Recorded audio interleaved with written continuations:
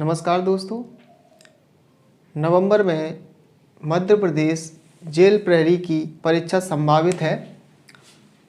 उसमें जो एग्ज़ाम का पैटर्न रहेगा उसमें 5 सेक्शन रहेंगे। 100 नंबर का पेपर आएगा, उसमें 5 सेक्शन रहेंगे, जिसमें से गणित का जो सामान्य गणित रहेगा वो आपका 20 अंक का रहेगा। और ये 20 अंक का ऐसा मैथ आएगा जिसमें आप 20 में से पूरे 20 अंक ले सकते हैं। उम्मीद है कि आप सभी की लोगों की तैयारी अच्छी चल रही होगी और आपने सभी टॉपिक्स लगभग क्लियर कर लिए होंगे सामान्य गणित के। इस वीडियो में हम जेल डिपार्टमेंट की जो प्रहरी 2018 में परीक्षा हुई थी उसका 29 सितंबर को जो पेपर हुआ था उस सब फर्स्ट शिफ्ट का पेपर हम आज सॉल्व करेंगे इस वीडियो में। कुल 20 प्रश्न हैं। 20 प्रश्न में से सबसे पहले इन दोनों प्रश्नों को सॉल्व करते हैं। तो पहला प्रश्न ये है, एक बैलगाड़ी 16 किलोमीटर प्रति घंटा की एक समान चाल से आगे बढ़ रही है। 356 किलोमीटर यात्रा करने के लिए आवश्यक समय ज्ञात कीजिए।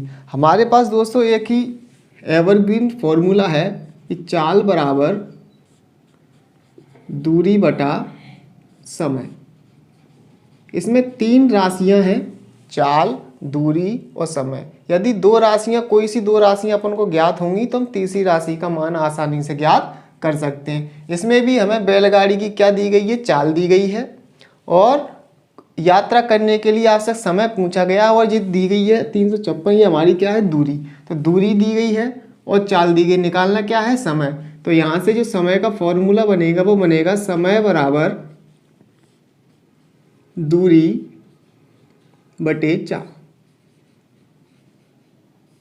यहाँ तक किसी को दिक्कत नहीं होनी चाहिए। अब जो दूरी दी गई है वो दूरी दी गई है 356 किलोमीटर और चाल दी गई है 16 किलोमीटर प्रति घंटा। दोस्तों प्रश्न इसी प्रकार से आएंगे, वैल्यू चेंज हो सकती है या जो मुख्य सवाल पूछे जाने का यहाँ पूछा जा सकता है कि जो इकाइयाँ दी जाएंगी वो कहीं किलोमीटर दी जाएगी, कहीं मीटर, समय जो है घंटे में, मिनट में या सेकंड में हो सकता है, दूरी किलोमीटर या मीटर में हो सकती है।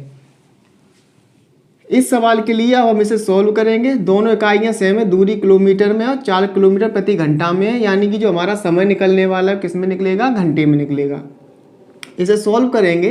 16 का भाग 356 में देंगे, 16 दूनी 32, 35 में से 32 गए, 3 बचे और ये हो गया 36। 16 का भाग 36 में देंगे, 2 बार जाएगा, 16 दूनी 32। अब बचा कितना, 4 जी। शेष ऊपर लिखते हैं और जिससे भाग दिया जाता है वो लिखते हैं नीचे। तो यानी कि 22 सही 4/16 आवर्स आ चुके हैं जी आपके, क्या, घंटे में समय आ गया है। लेकिन हमारा इस प्रकार का कोई ऑप्शन है नहीं है, तो हम क्या करेंगे, ये जो होती है पूर्ण संख्या होती है, यानी 22 ये तो घंटे हैं और इस जो घंटे जो भिन्न में दिया गया है 4/16, इसको हम क्या करेंगे, मिनट में चेंज करेंगे। कैसे करेंगे, मल्टीप्लाई 60, क्योंकि एक घंटे में 60 मिनट होते हैं, तो समय जो बचेगा जी हमारे किस में आ जाएगा, मिनट में। इसे सोल्व करेंगे, 4 से इसको काटेंगे, 4 चौक 16, 4 से इसको काटेंगे 15, तो ये हो जाएगा 22 घंटे और 15 मिनट, यानी कि ऑप्शन नंबर हमारा 2, ये हमारा इसका उत्तर हो जाएगा। इस बार भी पेपर में कुछ इसी प्रकार के प्रश्न आएंगे, वैल्यू चेंज हो सकती है, इसमें जो इसका मात्रक या मापन दिया गया ये चेंज हो सकता है, विशेष ध्यान रखना है इस बात का। अगला प्रश्न देखते हैं, y अक्ष से बिंदु -6 -1 की दूरी है। ऑप्शन दिए गए हैं 2, 1, 5 और 6।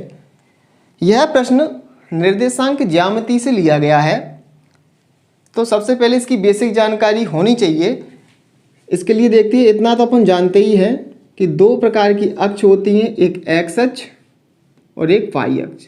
ये 2 डायमेंशन 2D में होता है और 3D में 3 होती हैं। x के विपरीत इसकी नेगेटिव वाली साइड यानी x डैश, y के विपरीत y डैश। ये अपनी दोनों अक्षें हैं 2D के लिए। इधर रहेगा, और जो इसका जो दोनों यहाँ प्रतिच्छेद करती हैं इसको कहते हैं मूल बिंदु। इसके निर्देशांक होते हैं 0 और 0। ये भी प्रश्न कई परीक्षाओं में पूछा गया है कि x और y अक्ष के प्रतिच्छेद बिंदु को क्या कहते हैं, उसको कहते हैं मूल बिंदु, और उसके निर्देशांक क्या होते हैं 0,0। हम बात करते हैं जब ये निर्देशांक में, तो ये होता है पहला कोऑर्डिनेट यानी प्रथम चतुर्थांश, ये होता है द्वितीय चतुर्थांश, ये होता है तृतीय, ये होता है चतुर्थ चतुर्थांश। अब हम बात करेंगे इस प्रथम चतुर्थांश की, तो यहाँ देखेंगे x और y ये दोनों पॉजिटिव होते हैं, तो इसमें जो बिंदु आएंगे वे सब कौन कौन से आएंगे, x का साइन पहले लिखा जाता है, y का साइन बाद में, यानी दोनों बिंदु कैसे होंगे, पॉजिटिव। अगर हम द्वितीय चतुर्थांश की बात करें तो इसमें x कैसा रहेगा, नेगेटिव, y रहेगा पॉजिटिव। इसमें जो बिंदु आएंगे वो नेगेटिव और पॉजिटिव वाले आएंगे। क्लियर। अब हम तृतीय चतुर्थांश की बात करेंगे, यहाँ पे x नेगेटिव है, y भी नेगेटिव है, तो यहाँ जो बिंदु आएगा वो कौन सा आएगा, दोनों नेगेटिव साइन के आएंगे। इसी प्रकार चतुर्थ चतुर्थांश की बात करें तो यहाँ पे x के चिन्ह पहले लिखा जाएगा, तो यानी x कैसा रहेगा, पॉजिटिव, y रहेगा नेगेटिव। अब इससे ये क्लियर हो गया कि जो बिंदु हमें दिया गया है कि -6 और -1 किस चतुर्थांश में होगा, प्लस प्लस में होगा नहीं, माइनस प्लस में होगा नहीं, माइनस माइनस, यानी ये बिंदु कौन से चतुर्थांश में होगा, तृतीय चतुर्थांश में।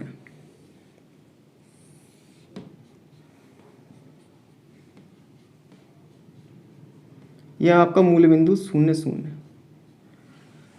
जो बिंदु लिखने का क्रम है वो पहले x अक्ष की दूरी लिखी जाती है, उसके बाद y अक्ष से दूरी लिखी जाती है। यहाँ पे जो -6 है यानी कि x पॉजिटिव होती तो हम इधर रखते, नेगेटिव है तो हम इधर रखेंगे।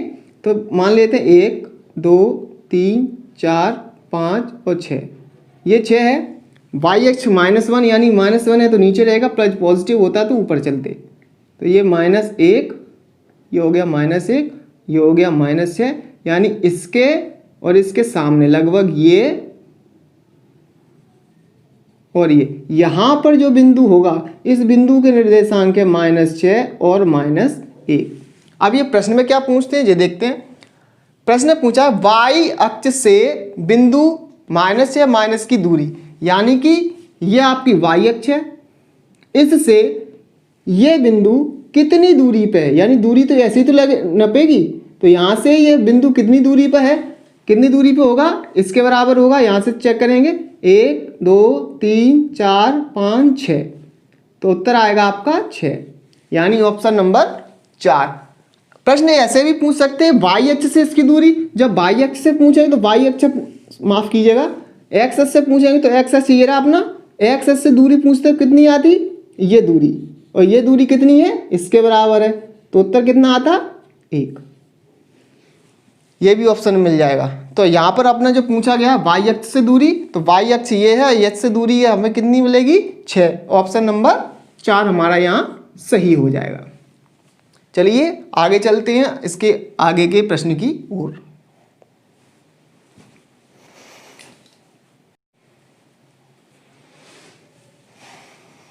प्रश्न क्रमांक 4 है, यदि एक कैंडी बार का वजन 40 ग्राम है तो 4 किलो के थैले में कितनी कैंडी बार आएंगी। यानी कोई एक चॉकलेट है तो चॉकलेट का वजन 40 ग्राम है और 4 किलो के थैले में कितनी कैंडी बार यानी कितनी चॉकलेट्स आ जाएंगी, ये हमें ज्ञात करना है।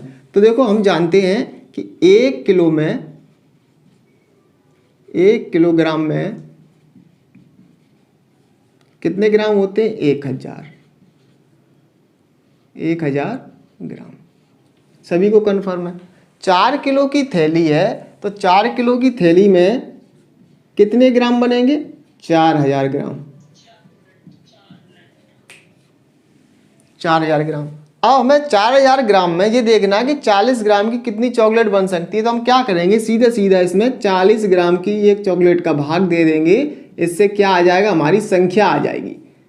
4 किलो का थैला तो हमने 4 किलो को किस में चेंज कर लिया, ग्राम में। एक चॉकलेट का वजन कितना है, 40 ग्राम, तो 40 ग्राम का भाग हम जब 4000 ग्राम में देंगे तो देखो जरा कितना आ जाएगा, 100। ये 100 क्या है, कैंडी बार की संख्या है, जो कि ऑप्शन नंबर हमारा कितना रहेगा, 4।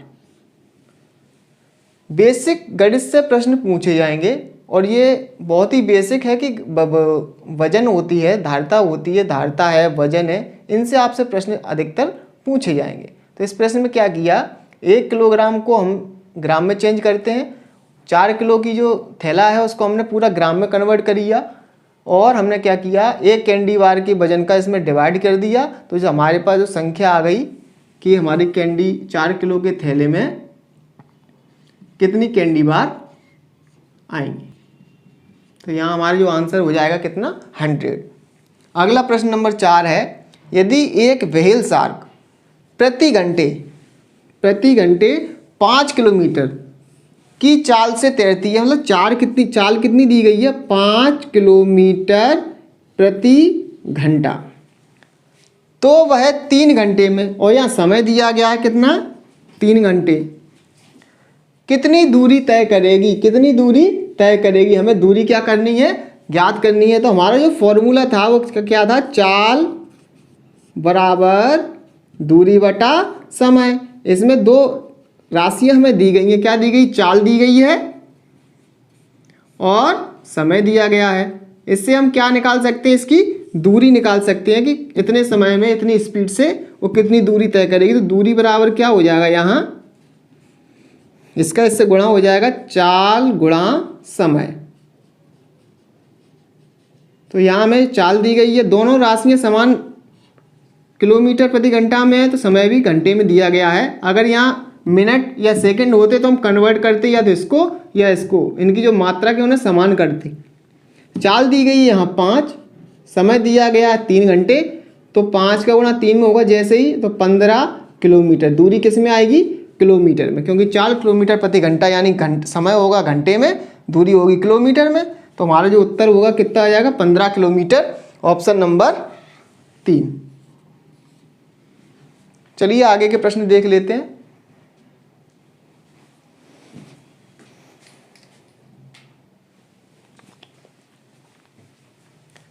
प्रश्न क्रमांक 5 ये है, प्रीति अपनी यात्रा का 40% पैदल और शेष बस द्वारा तय करती है।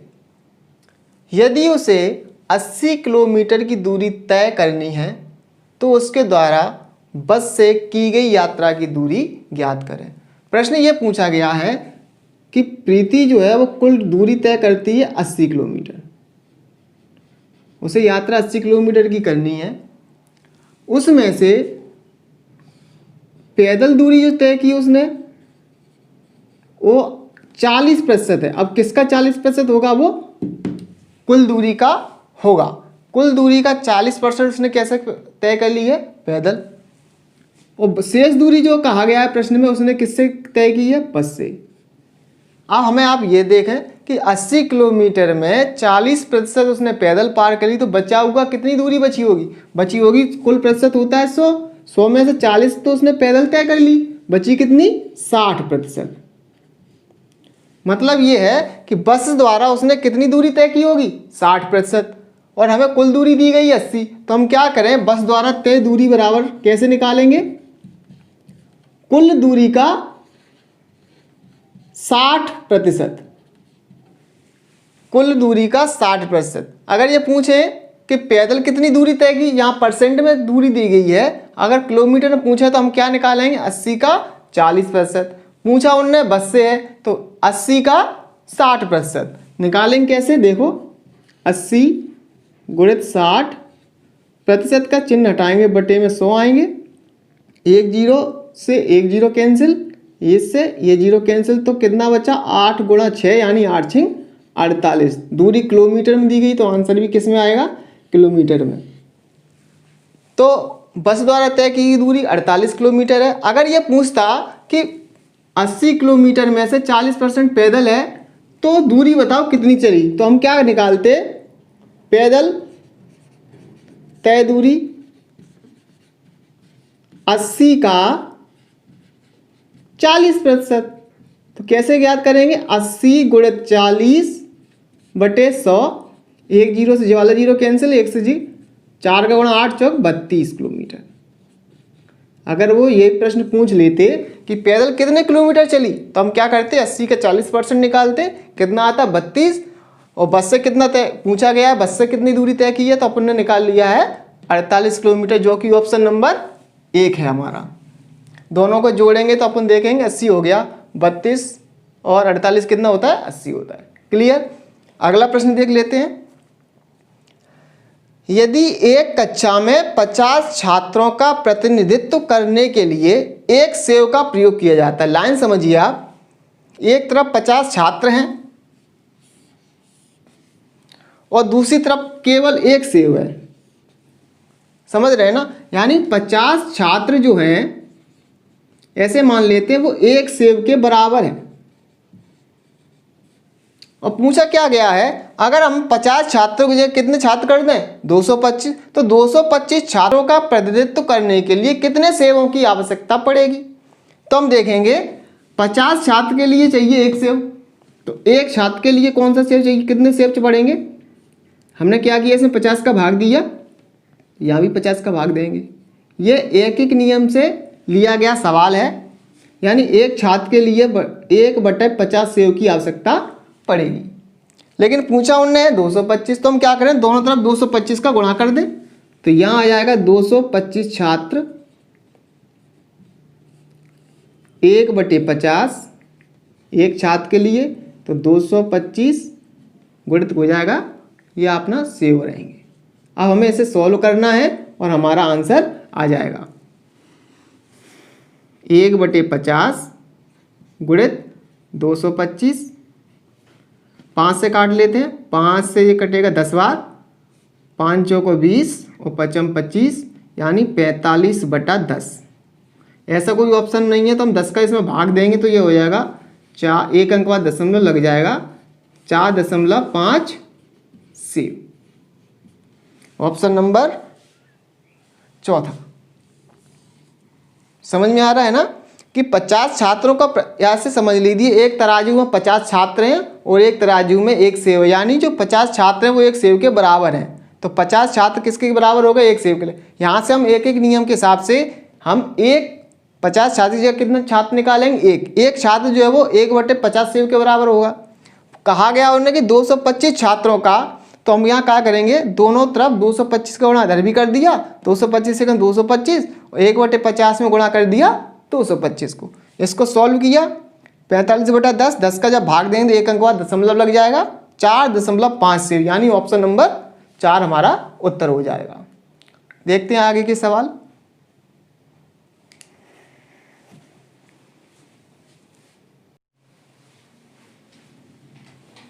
इस प्रश्न में पूछा गया है, एक पैकेट में 14 पात्र हैं, एक पात्र में 8 कैप्सूल हैं। यदि कुल कैप्सूल हैं 23,520, तो पात्र में कैप्सूल पैक करने के लिए कितने पैकेटों की आवश्यकता पड़ेगी। हमें निकालनी है पैकेटों की संख्या। एक पैकेट में 14 पात्र आ रहे हैं और एक पात्र में 8 कैप्सूल आ रहे हैं। आप इसको ऐसे समझ सकते हैं कि एक दवाई का कार्टून है बड़ा, उसमें छोटी छोटी शीशी भरी हुई है, शीशियों की संख्या कितनी है, 14 है। समझ रहे हो ना। और एक शीशी में कैप्सूल कितने आ रहे हैं, 8। एक कार्टून है यानी कि पैकेट है, पैकेट में कौन है, पात्र है, और पात्र के अंदर जो है वो क्या है, आपके कैप्सूल है। 8 कैप्सूल की एक डिब्बी बनती है और 14 डिब्बियों का एक पैकेट बनता है। इस प्रकार आप इसको समझिए। तो हमारे पास कुल कैप्सूल कितने दिए गए हैं, 23,520, और हमें क्या करना है, इन्हें डिब्बी में पैक करना है। डिब्बी के बाद हमें पैकेट बतानी है कितने पैकेटों की आवश्यकता पड़ेगी। तो सबसे पहले हम क्या करें, हमारे पास जो कैप्सूल है वो कितने, 23,520 कैप्सूल।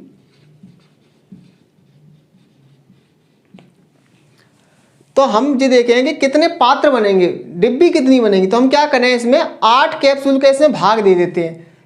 8 कैप्सूल का इसमें भाग देंगे तो हम क्या निकल के आ जाएगी, पात्रों की संख्या कि डिब्बी कितनी होंगी। पहले तो हमें ये पता होना चाहिए। तो हम क्या करते हैं, इसमें 8 का देंगे भाग, 8 कैप्सूल। जब 8 इसका भाग इसमें देंगे, 8 से भाग देंगे इसमें, 8 दूनी 16, कितना बचा 7, ये हो गए 75, 8 निम 72, कितना बचा 3, 3 2 32 और 8 चौक 32, 0 ये आ जाएगा। ये आपके क्या निकल गया, 8 कैप्सूल का भाग दीजिए तो क्या निकल के आ गया, पात्र। इतनी डिब्बी बनेंगी कुल। अब एक पैकेट में आ कितनी रही डिब्बी, 14, तो हमारी कितने पैकेट बनेंगे, तो हम क्या करें, 14 पात्र में एक पैकेट बनता है, तो हमारे पास पात्र आ गए इतने, तो हम क्या करें 14 का भाग इसमें दे देते हैं, 14 है पात्र। इकाई समान होनी चाहिए, पात्र में ही पात्र का भाग लेंगे, पात्र में कैप्सूल या पैकेट का भाग नहीं दे पाएंगे। जब हम इसमें 14 का भाग देंगे, 14 एकम 14, 14 दूनी 28, एक बचा 14 एकम 14 और ये 0। जब हमने पात्र का भाग दे दिया तो हमें क्या निकल के आ गई, पैकेट, जो कि ऑप्शन नंबर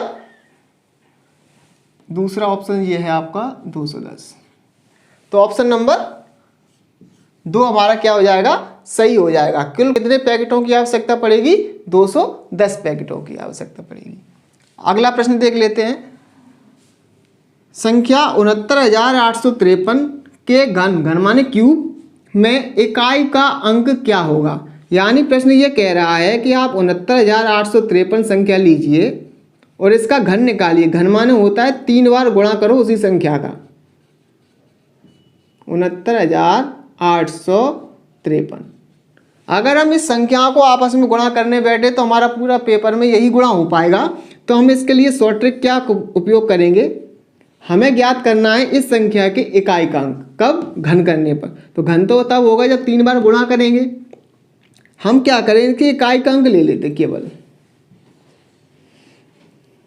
3 गुणा 3 गुणा 3, इनका गुणा करिए, 3 त्रिक 9 और 9 तिया 27। अब इसमें जो इकाई का अंक आया है 7, वही होगा इन सबका गुणा करने पर जो गुणनफल आएगा और उसका जो इकाई का अंक होगा वो कितना होगा, 7 होगा। यानी उत्तर नंबर हमारा 2 सही होगा। आगे के प्रश्न देख लेते हैं। प्रश्न क्रमांक 9 में प्रश्न ये है कि चर सहित सही समीकरण का चयन करें। पहला इस प्रश्न को ऑप्शन से हल करेंगे। पहला ऑप्शन है कि 30 पे घात x छोटा है 140। दूसरा ऑप्शन है p बटे 128 बड़ा है 68 से। तीसरा ऑप्शन है 3 धन 2 कोष्टक में x माइनस 1 बराबर 0। चौथा ऑप्शन है 3x प्लस 120 छोटा है 180 से। अब आप देख रहे होंगे कि इसमें ये निशान, इसमें ये निशान और इसमें ये निशान, ये छोटे और बड़े निशानों का प्रयोग किया गया है। 3 ऑप्शन में ये निशान प्रयोग किए जाते हैं असमका में। मतलब ये है कि इसमें पूछा गया समीकरण है और ये 3 ऑप्शन उन्होंने किसके दे दिए, असमका के दे दिए। तो हमारा जो ऑप्शन होगा वो कौन सा हो जाएगा, ऑप्शन इसका उत्तर कौन सा हो जाएगा, थर्ड ऑप्शन। इस जो समीकरण होता है, समीकरण की खासियत ये होती है कि ये बराबर का निशान लेके चलता है। तुल्यता का समीकरण, एक संख्या इधर होगी, कुछ पद इधर लिखे होंगे और बीच में किसका चिन्ह होगा, बराबर का। जबकि असमका में क्या होता है, छोटे बड़े और छोटे बराबर और बड़े बराबर इस प्रकार के चिन्हों का प्रयोग किया जाता है, इन्हें असमका कहते हैं। और बराबर का चिन्ह करके राशियां लिखी जाती हैं, उन्हें कहते हैं समीकरण। क्लियर। अब आते हैं क्वेश्चन नंबर 10 पे। के किस मान के लिए रैखिक समीकरण प्रणाली, समीकरण एक दिया गया, ये एक दिया गया है, देखो यहाँ पर भी बराबर का प्रयोग किया गया है, तो ये क्या हो गई, समीकरण हो गए। के अद्वितीय हल है। यहाँ जो कंडीशन दी गई है इसे हम भली भांति परिचित हैं, कक्षा 10 में कितने ही सवाल इसके हमने हल किए हैं। अद्वितीय हल के लिए क्या कंडीशन है, वो कंडीशन है कि a1 बटे a2 बराबर नहीं होगा किसके, b1 बटे b2। यहाँ पर a1 क्या होगा, 2, ये हमारा a1 है, ये हमारा b1 है, ये हमारा a2 है, ये हमारा b2 है। क्योंकि हमें c2 से कोई यहाँ लेना देना है नहीं है तो हम छोड़ देते हैं, या नहीं तो पक्षांतर करके c2 ले लेंगे और कोई दिक्कत नहीं है। हमें निकालना अद्वितीय हल। अद्वितीय हल की कंडीशन होती है a1 बटा a2 बराबर नहीं b1 बटा b2। यहाँ से a1 की वैल्यू कितनी रखेंगे, 2, a2 की वैल्यू 5 बराबर नहीं B1, B1 कौन है 3 बटे B2 कौन है K, ये हो गया K। इसका कर लीजिए कैंची गुणा,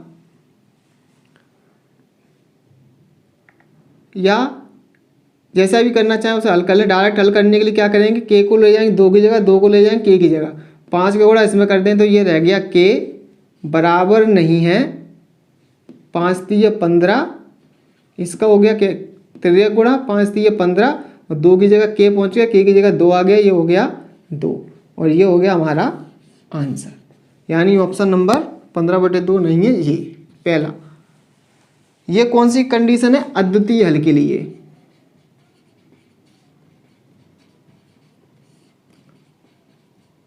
अगर वो पूछता कोई हल नहीं है उसके लिए क्या कंडीशन आती, A1/A2 बराबर होगा B1/B2 के और बराबर नहीं होगा किसके, C1/C2। ये होगा कोई हल नहीं के लिए कंडीशन, कोई हल नहीं। और एक और कंडीशन आती है अनंत हल वाली, उसके में क्या होता है कि A1/A2 होगा बराबर B1/B2 होगा और बराबर होगा C1/C2। ये कंडीशन होगी अनंत हल के लिए।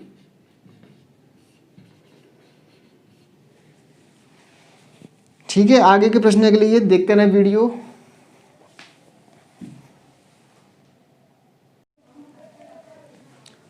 प्रश्न क्रमांक 11 देख लेते हैं। प्रश्न में कहा गया है यदि m-4 और 2 के बीच एक मध्य बिंदु है तो m के लिए पूर्णांक लिखें। यह प्रश्न संख्या रेखा पर आधारित है। संख्या रेखा क्या होती है, वह रेखा जिस पर समस्त संख्याएं निर्धारित हो सकती हैं वो हमारी क्या होती है, संख्या रेखा, जिसके मध्य में कौन होता है, शून्य, और इसके दाईं तरफ होता है पॉजिटिव पूर्णांक और इधर होते हैं नेगेटिव पूर्णांक।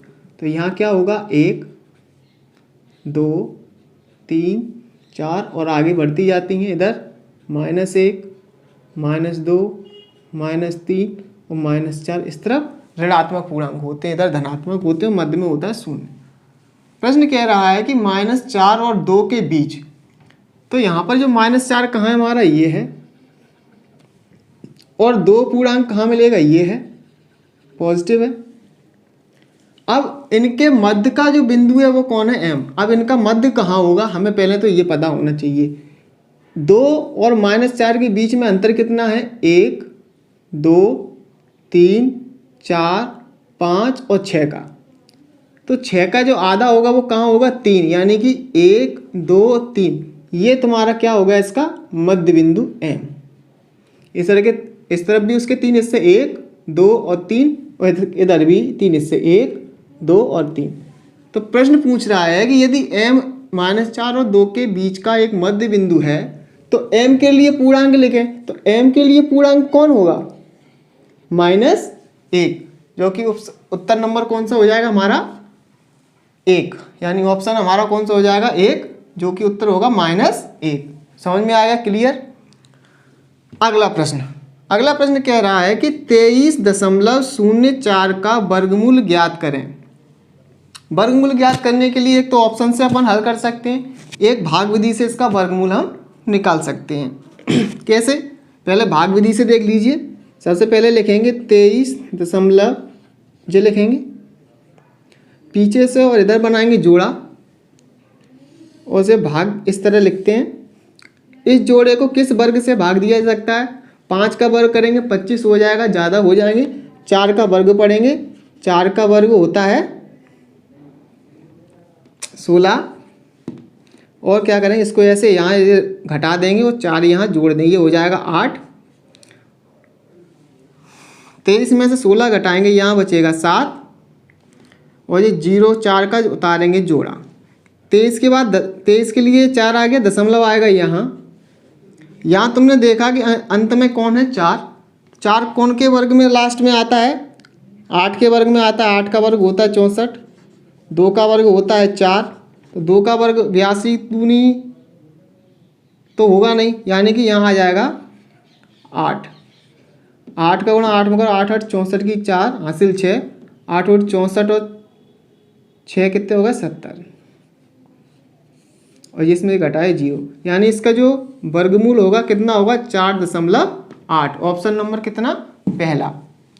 दूसरी विधि क्या है इसकी, 23.04 है।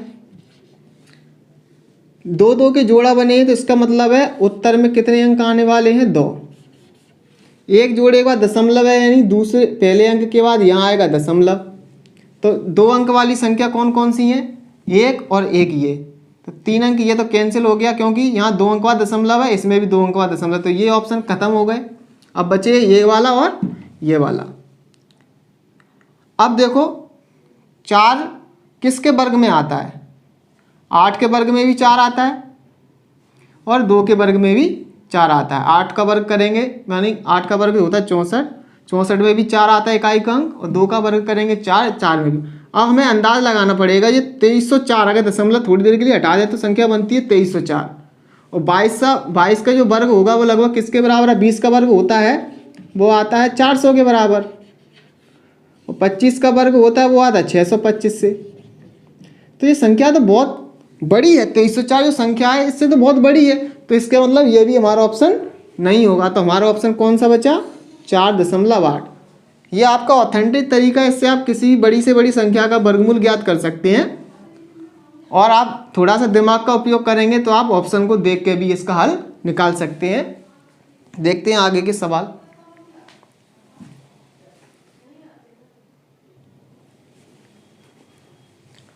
क्वेश्चन नंबर 13, पूर्णांक की निम्नलिखित जोड़ियों में से किसका अंतर -5 है।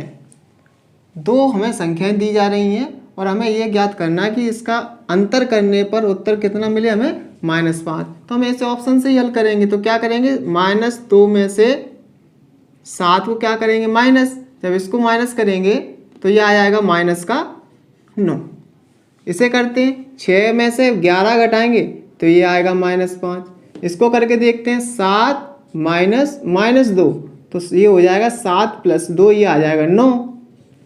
और ये -3 माइनस और माइनस का 2, तो -3 और माइनस माइनस बन जाएगा प्लस, ये आ गया 2, और ऋण 3 में से 2 जाएगा ऋण 1। तो देख रहे हो यहाँ इसका अंतर आने पर -9 आ रहा है, इसका ऋण 5 आ रहा है, इसका 9 आ रहा है, इसका 1 आ रहा है। तो आप समझ गए होंगे उत्तर हमारा कौन सा है, सेकंड ऑप्शन। 6 और 11 हमारी संख्या का ऐसा जोड़ा है जिसका अंतर करने पर -5 आ रहा है। क्लियर। अब हम सवाल नंबर 14 बात करते हैं। एक समानांतर चतुर्भुज का क्षेत्रफल दिया गया है 104 सेंटीमीटर स्क्वायर और आधार के तदनुसार ऊंचाई 8 सेंटीमीटर है, यानी कि कोई एक समांतर चतुर्भुज है। अगर हम इसकी ये ऊंचाई लेते हैं तो ये आधार कितना हो जाएगा, इसका आधार के तरफ से ऊंचाई 8 सेंटीमीटर है, ये 8 सेंटीमीटर है हाइट। तो ये हमारा इसका आधार रहेगा। ऊंचाई के लिए आधार ये रहेगा और अन्य आधार ये हो जाएगा। आगे पढ़ते हैं, इसकी परिधि ज्ञात करें। परिधि माने होता है इसका परिमाप ज्ञात करना है। अन्य आधार 9 सेंटीमीटर है। इसमें अगर इसको चतुर्भुज को यूं घुमाएंगे तो ये आधार ये बन जाएगा। तो एक तो आधार अपना ये है और एक आधार ये है। जब हम लंबाई की बात करेंगे, ऊंचाई की बात करें, तब हमें आधार ये लेना पड़ेगा और अन्य आधार 9 है और जिसका मान दिया गया हमें यहाँ पे 9 सेंटीमीटर। यहाँ तक किसी को दिक्कत नहीं होनी चाहिए। और क्या दिया गया, इसका क्षेत्रफल दिया। और समानांतर चतुर्भुज का क्षेत्रफल का जो सूत्र होता है वो हमें अच्छी तरीके से याद है। समानांतर चतुर्भुज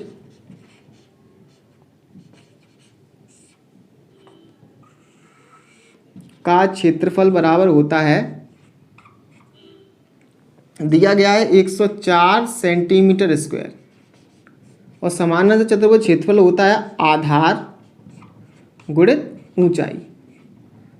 जिस बेस पर हम जिस आधार पर ऊंचाई लेते हैं उसी को आधार मानेंगे। तो आधार हमें ज्ञात करना है, पता नहीं है। ऊंचाई दी गई है 8 सेंटीमीटर और बराबर जो मान दिया गया है वो 104 दिया गया है। इस आधार को ज्ञात करने के लिए क्या करेंगे, इसमें हम भाग दे देंगे 8 का। तो 8 एकम 8 और 8 तिया 24। ये आधार निकल के आ गया 13। इसका मान कितना आ गया 13। अब हमें निकालना क्या है, इसका इस परिधि ज्ञात करने हैं। तो परिधि बराबर क्या हो जाएगी,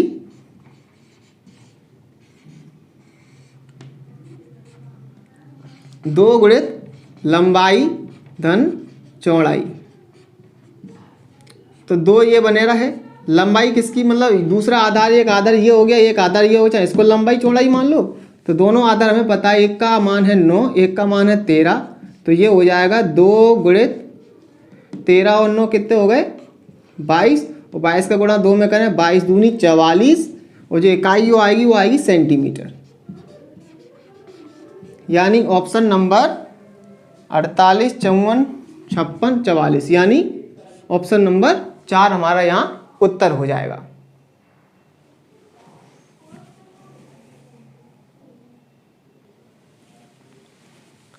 प्रश्न क्रमांक 15 कह रहा है कि निम्नलिखित में से कौन 6x y पे घात 2 - 11 में x का गुणांक है। अब हमें ये ऑप्शन दिए गए, हमें ये देखना है कि x का गुणांक कौन है। तो यहाँ पे हम देख रहे हैं कि इस पद में x आया हुआ है, 6x y² में x आया हुआ, x के अलावा यहाँ कौन कौन चीज़ें बची हैं, 6 और y², यानी 6y², यही हमारा क्या हो जाएगा उत्तर हो जाएगा, यानी ऑप्शन नंबर 3। क्लियर। अगले प्रश्न पे आते हैं। एक ड्रम 2/3 भरा हुआ है, कोई ड्रम है इसमें 2/3 हिस्सा भरा हुआ है। यदि ड्रम को भरने के लिए और अधिक 50 लीटर की आवश्यकता है तब ड्रम की क्षमता निर्धारित करिए। हम मान ले इस सवाल को सॉल्व करने का बहुत ही अच्छा तरीका ये है कि ये भरा हुआ ड्रम कितना है 2/3। तो 2/3 इसका मतलब ये है कि 3 हिस्सा में से 2 हिस्से भरे हुए हैं। मान लेते हैं ड्रम के 3 हिस्से हैं और 3 हिस्से में 2 हिस्से भरे हुए हैं, तब बचा कौन सा हिस्सा है जो भरने के लिए वो 1 है। हाँ, एक हिस्सा भरने के लिए हमें कितने लीटर और चाहिएगा 50 लीटर। समझो ध्यान से, 3 हिस्सा टोटल ड्रम के हैं, उनमें से 2 हिस्से भरे हुए हैं। अगर हम ड्रम के तीनों हिस्सा भरना चाहें तो हमें 50 लीटर और अधिक आवश्यकता पड़ेगी। तो जो 50 लीटर वो किसके बराबर, 1 भाग के बराबर होगी। अगर 50 लीटर इस ड्रम में और डाल दें तो 3 में से तीनों हिस्सा भर जाएंगे, यानी ड्रम फुल हो जाएगा। तो जो एक हिस्सा है वो किसके बराबर है 50 लीटर के हिसाब से। और ड्रम में कुल हैं कितने हिस्से, 3 हिस्से। तो एक हिस्से के लिए 50 लीटर है तो 3 हिस्से के लिए कितना हो जाएगा 150 लीटर, यानी पूरे ड्रम की जो क्षमता होगी वो कितनी हो जाएगी 150 लीटर। एक बार फिर से देखिए, 2/3 हिस्सा भरा हुआ है तो खाली कितना होगा 1/3। 1/3 हिस्सा भरने के लिए हमें 50 लीटर की आवश्यकता पड़ रही है। तो एक तीसरे हिस्से में से एक हिस्से के लिए ज़रूरत पड़ रही 50 लीटर की, 2 हिस्से के लिए ज़रूरत पड़ेगी 100 लीटर की, और 3 हिस्से के लिए कितने पड़ेगी 150 लीटर। इसका मतलब ये है कि 100 लीटर पहले से उसमें भरा हुआ था, 50 लीटर और भर दिया तो टोटल हमारी क्षमता कितनी हो गई इसकी 150 लीटर, यानी ऑप्शन नंबर 3 हमारा सही हो जाएगा।